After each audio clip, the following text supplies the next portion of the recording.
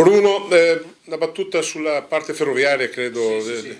Una integrazione di quanto già detto prima sugli investimenti, quindi portare a termine la prima fase dell'SFMR e cominciare la seconda, aspettando poi anche di fare la terza.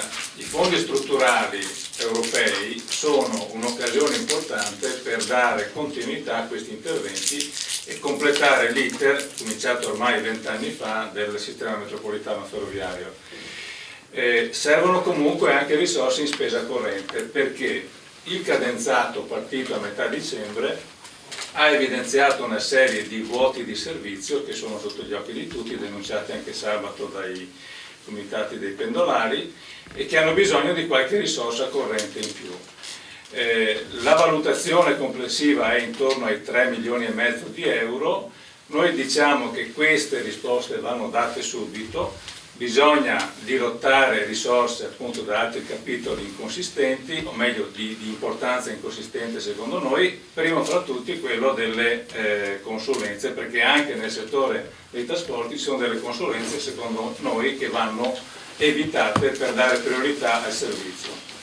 Ultima cosa, per quanto riguarda gli investimenti del materiale rotabile, ecco, anche qui il cadenzato non è ancora a regime, perché i treni che dovevano arrivare arriveranno forse a maggio.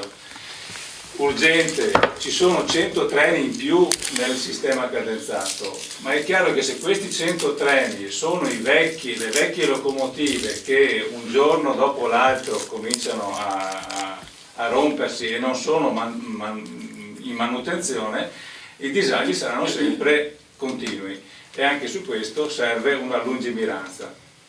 Il problema del Veneto è che ha investito troppo sulle strade e quindi mancano le priorità sulle ferrovie.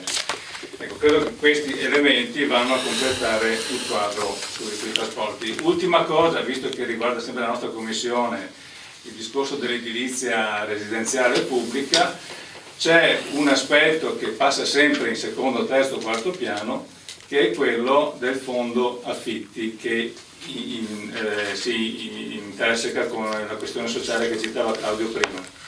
Abbiamo detto l'anno scorso, con la scusa che dal livello nazionale non c'è più l'erogazione del fondo affitti, il Veneto non cofinanzia più, ma il problema rimane.